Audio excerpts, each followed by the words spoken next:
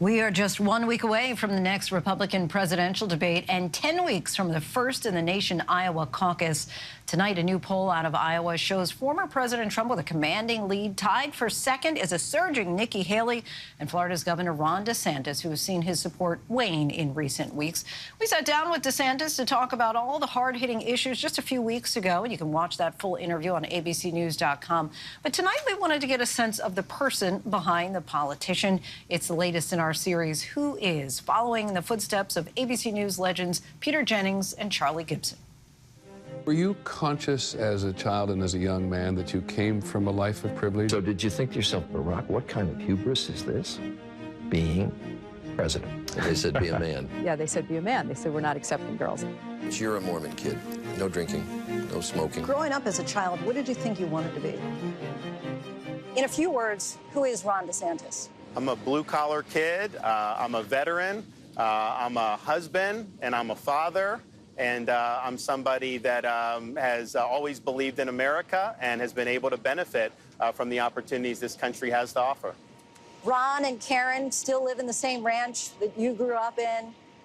What was that childhood like? Well, I'll tell you, my father's from Western Pennsylvania. His father was a steel worker in Aliquippa. My mom was from Youngstown, Ohio, which is a very blue-collar, salt-of-the-earth place in Northeast Ohio. So that was kind of me, more of a salt-of-the-earth type of kid. Parents had very strong values.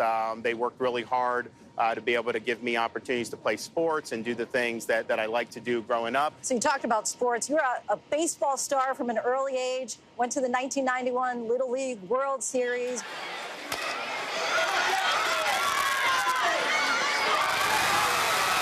Went on to be captain of Yale's baseball team. What did you learn on that baseball diamond? Is perhaps served as a life lesson for you?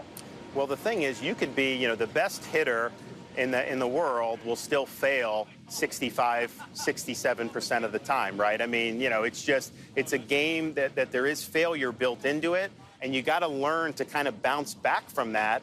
And that's something that I think baseball taught me. Not everything's going to work out, but you just got to keep coming up. You always got to get another time at bat to do better.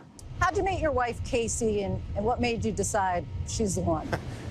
So I was a lieutenant junior grade stationed in Naval Station Mayport, Florida. She was a TV reporter, and we just happened to be at a driving range together. We were next to each other. There was a bucket of balls in between us that people had not used. She was like her back to me. She was kind of looking over her shoulder. I thought she was checking me out. Truth is, she wasn't. We used the balls as a way to kind of have a conversation.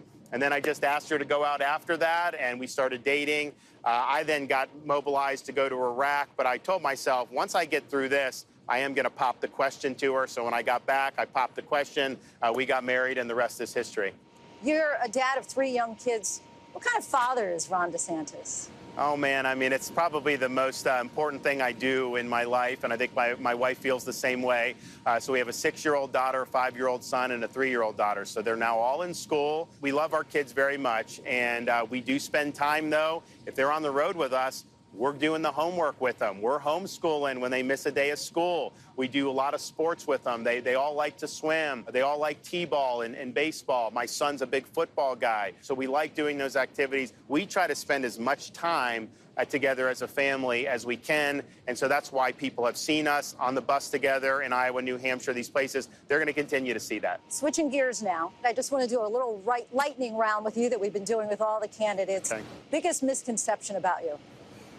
Well, I think it's kind of, I came from humble roots. I think sometimes people say, oh, the guy got degrees from Yale and Harvard Law School. Like, I was not born there. Like I worked hard and put myself in a position there, but I would not have been somebody that people would have thought would have gone through those circles.